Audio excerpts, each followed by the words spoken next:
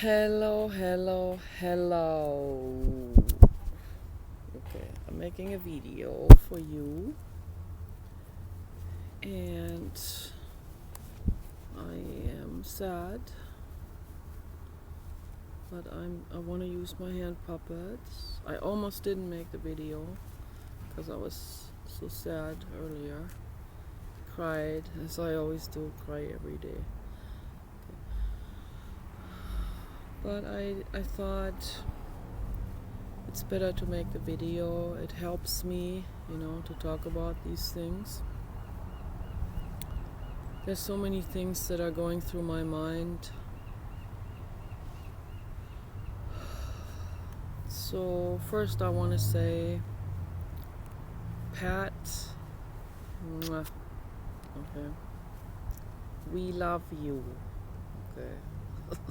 So always remember that, okay. We love you and we care about you, okay. You are funny and you are intelligent and you are a good companion, okay. Quit smoking and alcohol. Okay. Do it. Okay. You can do it. Okay. We don't dictate that to you. We only tell you that would be a good thing to do for your health, for your body. Okay. So we know because we are health experts. That's how we know that for sure. Okay. So anyway, I was in the suicide prevention group last night, and my hacker, I'm not even gonna mention his name anymore. If you followed my videos, you probably know who that is. Okay. I am assuming, I don't know 100%, but I have a lot of clues, and I just put all these clues together, so I think that particular person is my hacker, and he is either a psychopath, he's definitely a psycho, he's either a psychopath or he is someone with an extreme form of BPD, borderline personality disorder, but ultimately the effect, the behavior is the same, so it doesn't even matter what we diagnose anyone as. And I'm just guessing on all of this, and it's not that important, those diagnostic criteria anyway. So all we need to know is that the human species is neurotic. Okay. So that's an obvious diagnosis, and we're all in this together, so we can't just separate ourselves out of it and say, no, I'm completely different, I'm totally detached, unrelated to any of this kind of stuff. I'm not part of it.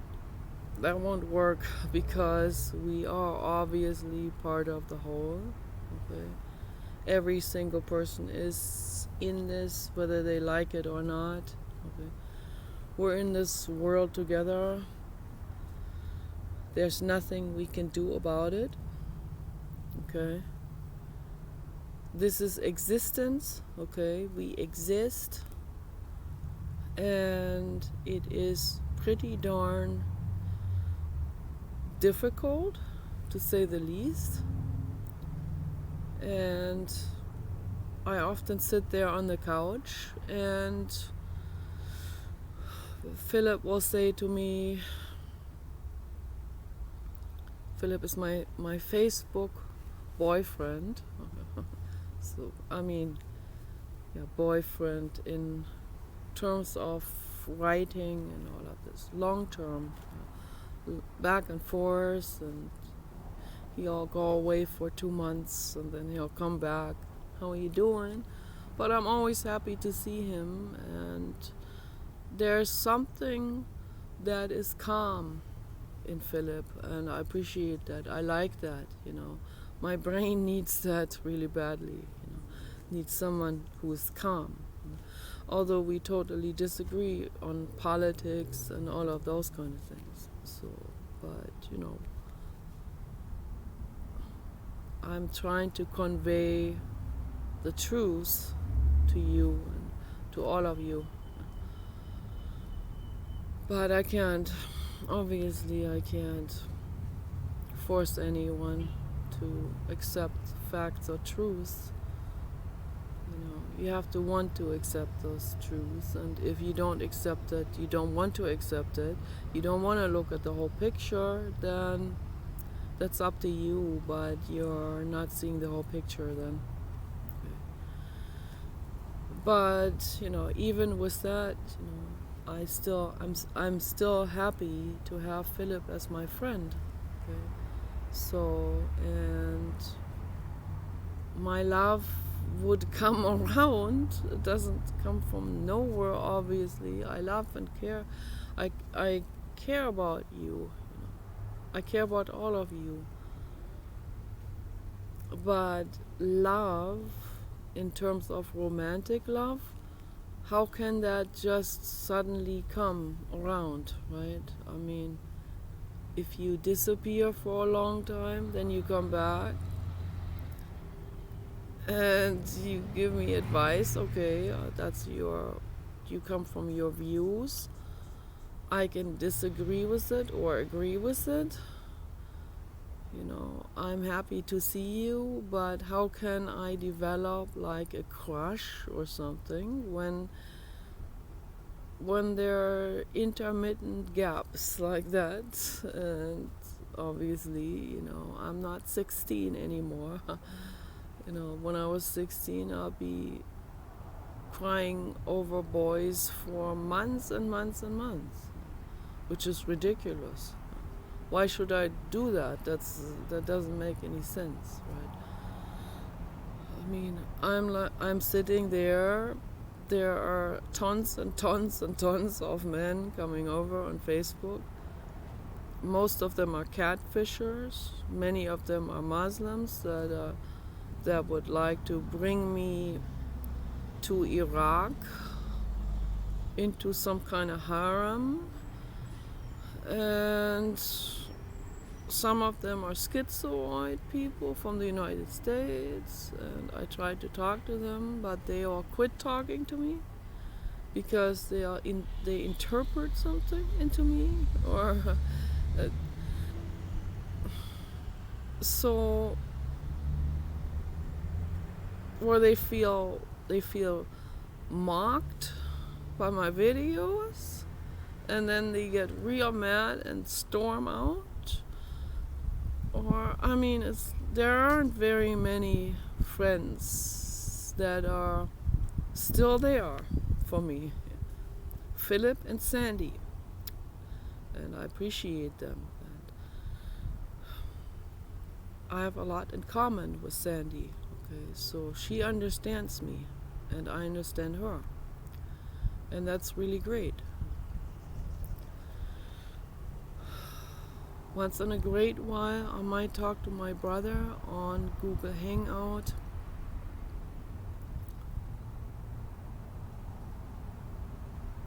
There have been guys that insisted on coming to Google Hangout, and then there's no conversation.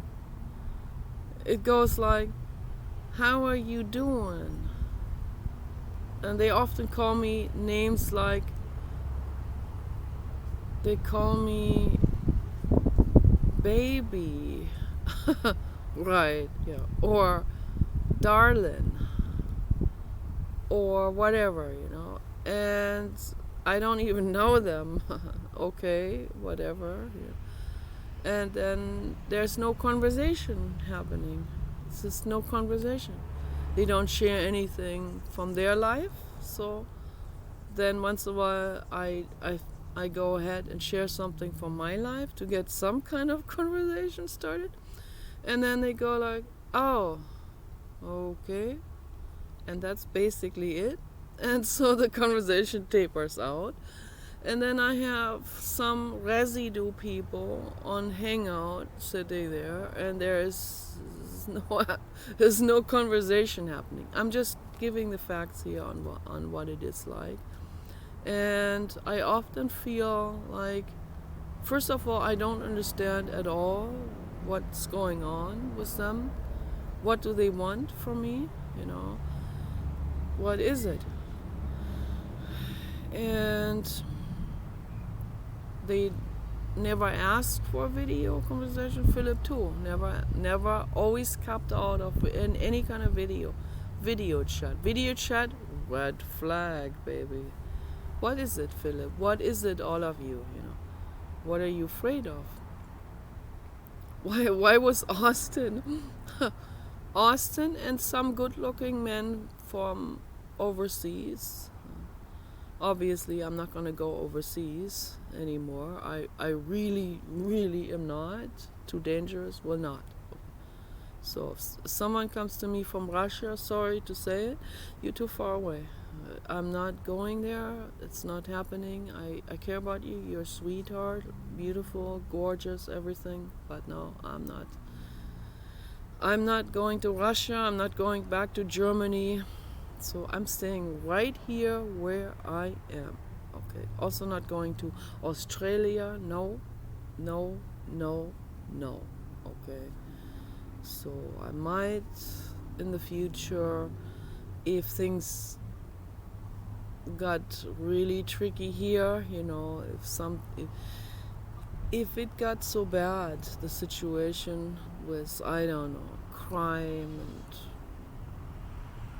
and riots or whatever, and we had to be relocated, I would probably go to Kiribati or Bikini Island, somewhere out there, even if it's radiated from. Hello, my beautiful. There is my beautiful kitten girl. Yes, the beautiful kitten, my beautiful girl. Is that? Yes, you are a beautiful girl. But the cat needs to be washed. But as long as the cat goes into other people's houses, I don't want to. We can't have a cat in the house. So that's all there is to it. If once I wash the cat will have to be confined to our property. I don't want the cat going to. I have OCD with particles. That's a real problem. Okay. But yeah, it is what it is. It is what it is, and that's another obstacle, So I pet the cat, but then I have to wash my hands, and yesterday I stretched that OCD a little bit. I let the cat rub herself against my pants and boots, and I thought, okay, now I got particles from other people. I don't know what's on it. Drug, vile paraphernalia, cigarette ashes. Ugh. Yeah, that was already a stretch for me to do this. The animals actually helped me with that. Also, when I have OCD with some people, when they used to pet the papa dog, and then I pet the papa dog, that was always a stretch with my OCD. I was like, Nicola, you made it. You could pet the papa dog after the papa dog has been handled by other people. They had their hands all over him, all of wiping their hands on Kenny and the papa dog, and then I petted the dogs, and that was an accomplishment. That was sort of like therapy for me. The dogs helped me a lot with that. But as long as I can do avoidance, and I wipe the dogs. I can't always give them a shower all the time, every time after we have been going somewhere. That'd be way too difficult. So I wipe them with a wet towel, and then I know there's still some particles on them. So, but that's helping me with my OCD, obviously. But I always, when I can do avoidance, that's the problem. Then I do it. So all of this is mental illness, and it all comes from something, obviously. It comes from emotional trauma, it comes from pain, and it's not easy. It's not easy to deal with this at all. Not at all. But I try to make the best out of it. I used to give a lot of stuff away to friends, to my friend Rita. She would always say to me, she would say, Nicola, how did she say that? Keep the OCD coming. That's what she would say. And that made Paul real mad because then I would give stuff to her that I just bought, and I would have to give that to her because of my OCD, because of particles that got on it from other people and stuff like that. It's really terrible. But now I don't have any friends. I don't have anyone coming over. Okay, Rita moved away, and my politician friend is always very busy. Okay. But I'm glad that we're still in contact. So I'm not gonna mention her name because she's a politician. That's why. But locally. But I don't want anyone finding out where we live. There are people that hate me so much that definitely want to murder me, and I'm not just saying that because I have paranoia. That makes my paranoia worse, though. But it's the truth. It's actually the truth. I've been threatened. It's very sad. And I'm trying to get to the core of it with my videos. Why are you hacking into my computer? The hacker, whoever that is. I know. I guess I'm guessing who that is. Why are you hacking into my computer? What's the point? Are you working for the corporate agenda? Are they paying you to make me crazy, to try to make me crazy with the different accounts? Entire role play, like complicated, like movies, something like complicated scenarios where you think like, oh, what's going on here? And then I see, this is a pattern. That's a signature. I recognize it, And then I know, it was the hacker again. Those are all the hacker's accounts trying to make me crazy. And I don't know why he's doing that. Maybe he's paid by the corporate agenda. That's a conspiracy paranoia, of course, I have that all the time. Why is he looking at my Chrome file, at my photos?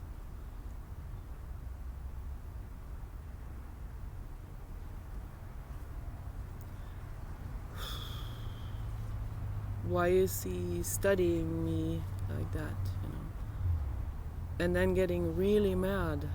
So that doesn't make much sense. I mean, you're either watching someone's videos and you're learning something from that, and it's like okay for your life, or the videos make you infuriated, and then you decide, oh, I don't want to be infuriated all the time. Why don't I just unsubscribe and I'm not watching her videos anymore? That would make sense, right?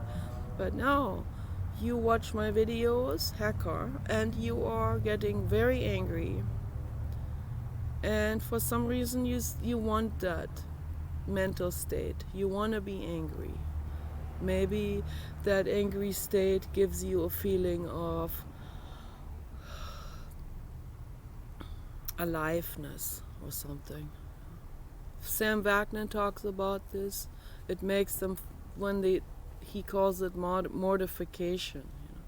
When a psychopath feels mortified by someone who clashes with him on views and lifestyle and all of that. That mortification is the only moment where they feel actually alive, where they feel something, where there's some realness happening in that moment. The hatred that comes out, that's a realness, and that's unfortunately only through this feeling of hatred. You feel suddenly you're alive, you're feeling something. That's very sad. But then you feel like you're stuck in that feeling and you want to get even. That's that hatred, you want to hurt that person.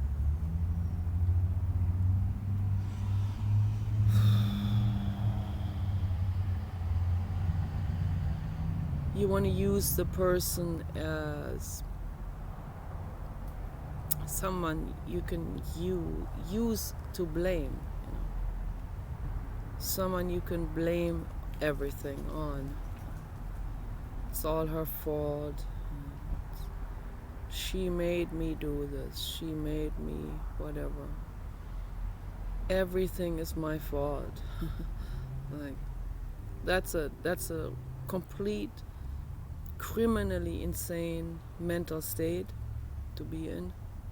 I'm trying to shed light onto this. I'm trying to help with all of this. But I am not a god. Okay? I am not your shining star. That I'm not your glory or your internal snapshot. I am simply me, Nicola, Nikki. Okay. I'm simply me. I am struggling. Okay. I have feelings. I'm alive. I'm a living being. I have needs. I am not a god or goddess. Okay. I'm not a stagnated snapshot. Sam Wagner talks about this. It was very, very eye-opening for me when he talked about this. I never hurt anyone. I never intentionally hurt anyone. If I accidentally happen to just be me or live my life, and what I say is not in accordance to the snapshot you have of me in your head, shared fantasy, he calls that also, like they have a snapshot of someone, and with that snapshot it's like a clay figure. You can make that person into whatever you want, and then but it clashes with reality. I'm different to that snapshot because I am not a snapshot. I'm not a still photo. I am a live video. I am alive. I have feelings. I'm mentally ill, just like you. The only difference is I'm working on myself. I'm actively working on it. I look at it from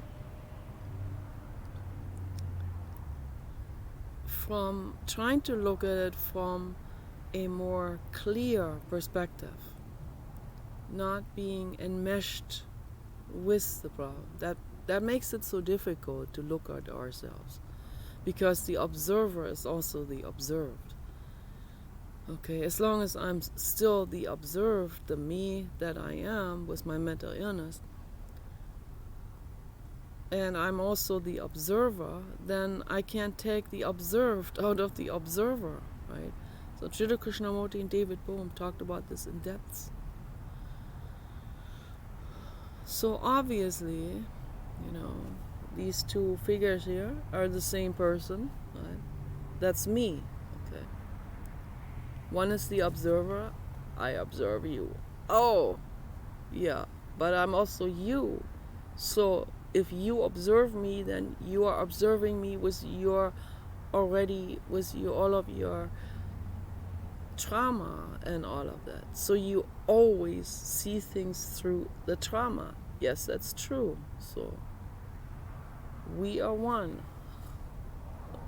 Okay. But I still try to see myself. I still try to, as much as I can, to observe and to pay attention to all of this, to my own behavior. It's not easy, okay?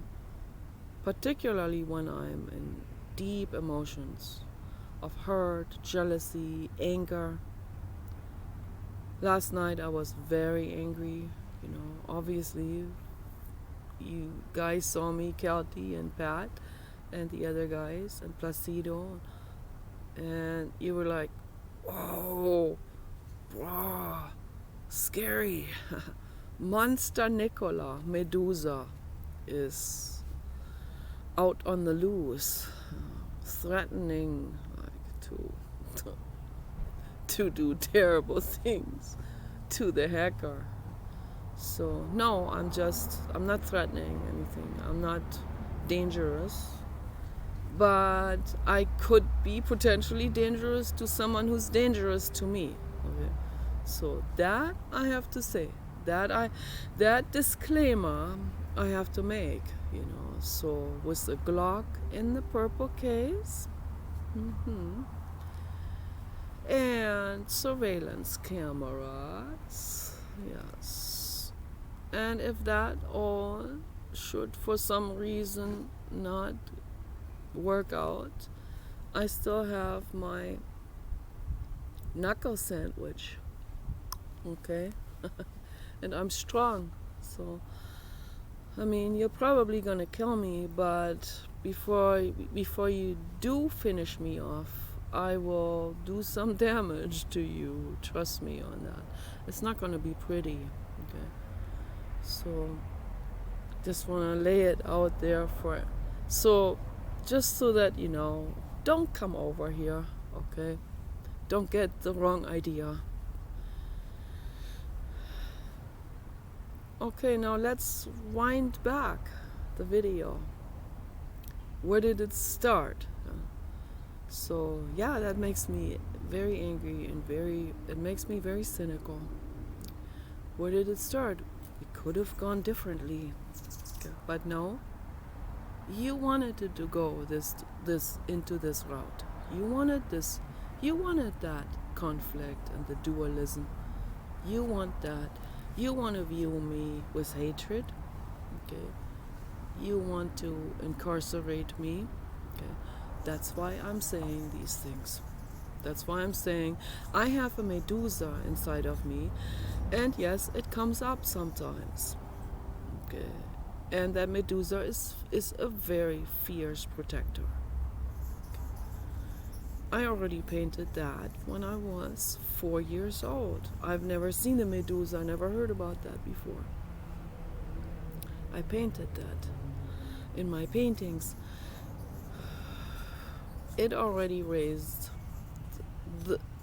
She already raised her head, the Medusa monster, when I was 4. I attacked my mother with a kitchen knife. Medusa came out. I got the Medusa inside of me. Yeah. Why did I attack my I didn't stab her or anything. I knew better than that. No. But I wanted to make a point with the knife. I stood in front of her with the knife like that. And that was before my brother was born. I was 5, and that started all of that. They took me to a neurologist. They didn't find anything wrong, and they said, why don't you send her to a child therapist?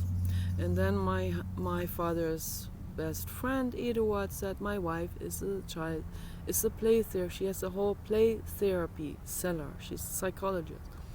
Bring Nikki to her. So that's how it got started. So I started with Annalise therapy twice a week for 2 years when I was 5 years old. I started with her right around the time when my little brother was born. And then I was in her therapy process for a bit over 2 years. Twice. And my dad already brought all of these psychogram paintings that I had already been making, brought it into the first conversation with her, the parents' meeting. And so then when I was in her play cellar, I painted a whole lot more of those psychograms. And not just that, I also did some major enacting of stuff and psychogram behavior as well, where I fell to the ground and I was screaming so much, with so much hatred. The Medusa came out, that she thought, how is that possible, so much hatred in a 5-year-old little girl? She called her professor up, and where she studied, and he said, well, you just stumbled across the primal scream. Why don't you read Dr. Arthur Janov's book? So that's how she found out that the primal scream had just before that come out. So when was it? When did the first primal scream come out? The book in the late 60s, I believe. So I was just before I started the therapy, actually. So it all fell into the right puzzle pieces, for her. Also, it completely shaped my entire life. If I had not come across Annalise or Dr. Arthur Janov, I don't know how I would be thinking now.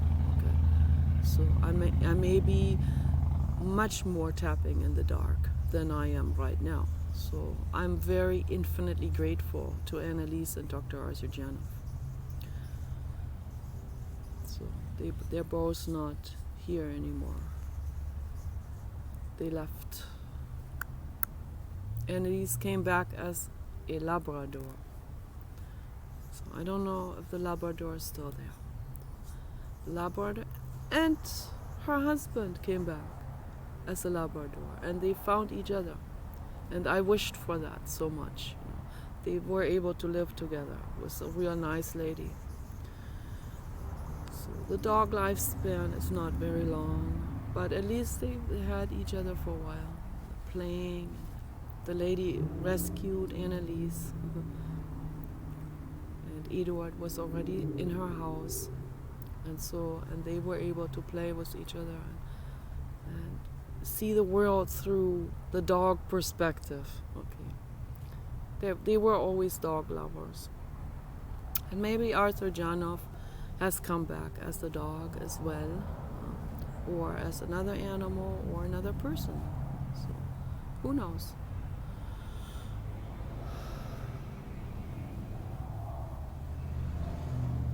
Yes, Pat, I am crazier than those retired World War II German army officers. And the reason why is because I dare to be crazier than they are. I dare. That takes a lot of guts to be crazy like that. But actually, you can completely disagree with reincarnation and all of this. I only go by my gut instincts, what it feels like. It's not like Now I have this puppet in my hand and I can analyze what it's made out of and all of that, right? The concrete, what I can touch and what I can measure. There's that dreaded word, measure, measurement. Jiddu Krishnamurti and David Bohm talked about this in depth. It fizzles out. Measurement, it loses its palpability at some point. Helena Petrovna Blavatsky talked about this as well. If you get into it, you will see science fizzles out at some point. Okay? It's scary for a lot of people. It does fizzle out. It becomes very fizzly, fuzzy, like these puppets. And then you go like, I better not even go any further into that. But David Bohm, theoretical physicist, did just that. And because of that, he found Jiddu Krishnamurti. His wife, David Bohm's wife, said, what you're talking about is exactly what Jiddu Krishnamurti is talking about. Why don't you read his books? He did, and he was like, wow, I gotta meet that guy. So he met him early on at Brockwood Park, England, where Jiddu Krishnamurti established a school that's context related. One of the very few schools that are actually context related learning. Also with yoga, meditation, and all of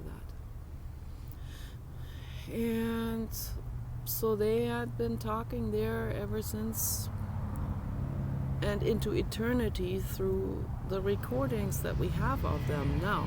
Okay. But Helena Petrovna Blavatsky, she's living during the time of Friedrich Nietzsche. She died in 1890, I believe it was. Friedrich Nietzsche died 10 years later. I don't think they ever met, although they're completely such a soul bond between them. But Helena Petrovna Blavatsky was a genius. And she went into that. She went as deep into the rabbit hole as you can possibly imagine. And these kind of things, they were pouring out of her when she was writing books. It was just pouring through her. It was directly the infinite cosmos. And the reason why is because she was the embodiment of the infinite cosmos, as Jiddu Krishnamurti and Gautama Buddha. Okay. All three of those manifestations are manifestations in living form of the infinite cosmos. Okay. One person, really, one person in quotation marks. It's the infinite cosmos. Okay, and a lot of people will not be on board with that, of course. That goes too far. People say, how can you even, how do you know infinity is true? Well, how can it not be true, right? That's my question back to them. How can it not be true? If someone says, oh, it's finite, it ends with the Christian God or whatever, then what was there before the Christian God? First of all, there's no Christian God in the sky. Okay, that's a human-made invention. That's a religious idea. That's not the truth. It's also not even reality, right? So the only reality about it is that people have created that. So the reality is that it has been written about. There are books. Those books are reality, and the words that are written in there are the fact that they wrote about it. That's reality. But is what they what they were actually saying reality? No. Okay. That's fairy tale, obviously. So it's infinite. Okay. There's no end. If you say there was something that started it, whatever, let's hypothetically say there's something that started it, then what was before that? What created that? What started it? There is no limit, okay? There's nothing you can say, oh, that started it. Oh, everything started with the Big Bang. What created the Big Bang? A black hole. What created the black hole? Maybe another mass collision course, right? Created it. Gradually, black hole was drawing in the math. At some point, when the nuclei also fused together, and there were no more nuclei. There were no more atoms, okay, or electrons, or protons. Everything was condensed into a severe gravitational field, which is a black hole. Then at some point there is also a tension that arises with that. And at some point the tension is so big that it will explode out. And then it will inflate all of that kind of stuff that's being spit out and exploded out into the infinite cosmos. At some point, in some wider margins, it seems to be fizzling out or tapering out or slowing down in its expansion outwards. And that's why people say, that's why Michio Kaku says that what if there are multiple universes? They keep on it keeps on expanding, and then at some point, like if you throw a ball up, the ball will come down eventually. The ball will not keep going up because of the gravitational field. It will come back down. Just depends on the force that you throw it into the sky. You'll watch the videos, hopefully, so it will come back down. The same, even if you have no friction, or even if there are no other gravitational fields, let's say there are none, at some point, it will slow down. It will slow down at some point. This is, of course, speculation, but it has to slow down at some point. It has to. And there's no such thing as total vacuum or nothingness, okay, obviously, and it makes a lot of sense that there may be multiverses that will have a gravitational effect on each other also. And so if I'm following the logistics thread here, so that's what I'm doing. So, and then what's past those universes, and then it will just keep on going. I watched this really interesting video on going out into space. What will it look like if you just keep on going up to a certain. Of course they can't go indefinitely, even in theory they can't, so because they'll be then sitting there theorizing about this indefinitely. So at some point this imaginary spaceship had to come back to Earth. But yeah, it's interesting. You go into space, how does it look like? You pass by all of these galaxies, and where do you end? At the end of this universe, this particular realm, and at some point, and that's also just speculation, so it's probably extremely huge, huger than anyone can imagine, with many suns and many solar systems. But then maybe at some point it fizzles out, and then and then you enter into a different gravitational field, and then maybe eventually you encounter the margins of another universe. So, and they have an interaction, as everything has an interaction. And there's the word again, everything. I got into this many times before. Everything, is a word that we use because we live in finality here. Okay. There is no such thing as everything. There's no finality in the infinite cosmos. Okay. There's no such thing as everything. It keeps on going. That's why in referring to the infinite cosmos, you cannot use that word everything, or beginning or end. There is none of that. Okay. So here on Earth, yes, there are beginnings, there are ends, there's evolution happening. There are realms that are being experienced, or tunnels that you're going through, you come out the other end, and so on. There is finality here. There are many finalities here. So we think in terms of finality, and that's why it's very difficult for a human brain to wrap their head around infinity. But I don't want to get completely sidetracked with that subject. But all of this ties in with one another. All of that does.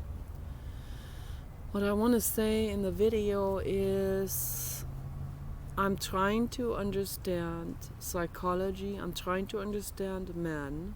It's not easy for me, not easy at all. But I'm making an effort, in understanding you guys. And I know that you are very afraid. That's what the problem is. That's why you don't show yourself. You are afraid that you could be exposed in some way, that your truths, who you actually are, would become exposed. And the reason why you're afraid of that is because you don't want anyone to look down on you. You don't want to be humiliated. And the reason why you're afraid of that is because you have been traumatized in that way. So I would never hurt you. I would never humiliate you. I would never make fun of you. I would never laugh about you. Austin completely misunderstood me too. So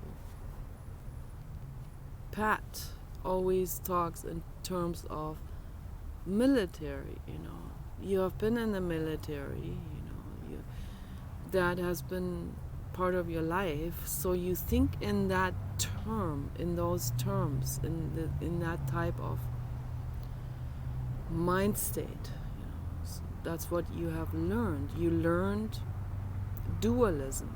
You learned one has to defend himself against an invisible enemy or whatever. You don't even know these people. You go into war.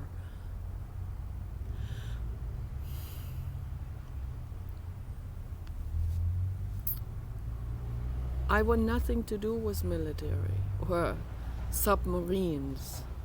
Nothing to do with that. To me, that's abhorrent. That is prison atmosphere. That's confinement.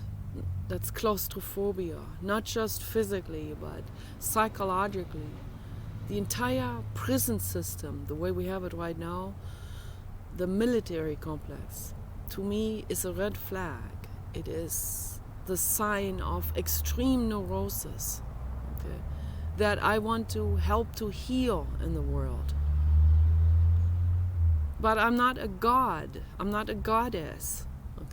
Please don't misunderstand that just because I talk about that stuff, the hacker. I'm not a god. I'm not your shining star. I'm just me, Nicola. I cry every day. I have borderline, I have mental illness, I have carnal needs. I am a creature like you, But I'm not afraid to say what other people will perceive as crazy. I'm not afraid. I'm not afraid to be laughed about. I'm not afraid to be shunned. Why should I? I have nothing to lose anyway. I have no friends, so how can I lose friends if I don't have any? And even if I had friends, and I had friends many times, and I'll say something like this, and they go running. Bye. Have a good one. I stay here with these rabbit hole discussions. I stay right here. I'm not gonna go anywhere. I'm not gonna shut up about it. No way. I think this is absolutely important to dive into this, into all of these things. Because when you dive into this, there's no way you can still adhere to religion. No way. No frickin' way. Okay? Because religion thinks in finality, which is an illusion.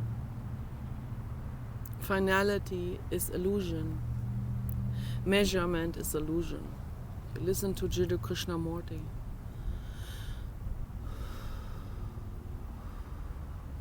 We have to, he said that very clearly. We have to use measure. I have to measure the material in order to make a puppet like this, right? Yep. We're using measurement here on Earth for a bunch of things to create stuff. We have to do it, or also to protect ourselves. I have to measure the gun case and see if the gun fits into it. I mean, all of those kind of things. So we think in measurement. But let's not make the mistake of taking this measurement thinking into psychology or into the infinite cosmos. Because there it doesn't apply anymore. Okay? And the same with psychology. So people made the mistake of bringing the military into their own psychology, of bringing their measurements and their guns into their own psychology. And that's where the problem begins. Okay? Because then they are stuck in duality. One fights the other. One thinks they're right, the other is wrong.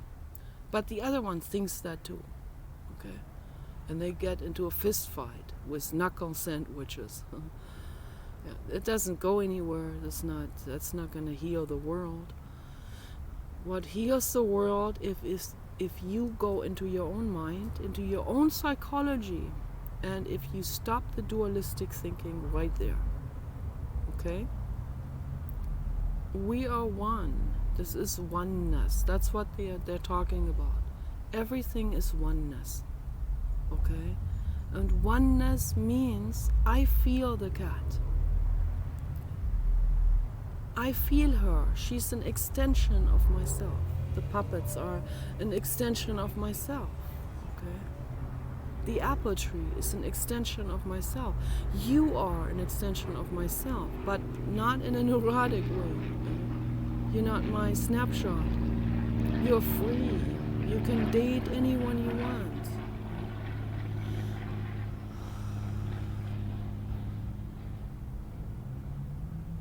So there's no dualism, okay? When there's no dualism, I care about you, I love you as the living being that you are, because we're all interconnected. We're all creatures, we're here, and we have needs. And I have needs, and you have needs. The other is not your enemy, okay? So, I'm gonna leave the video with that. Take care.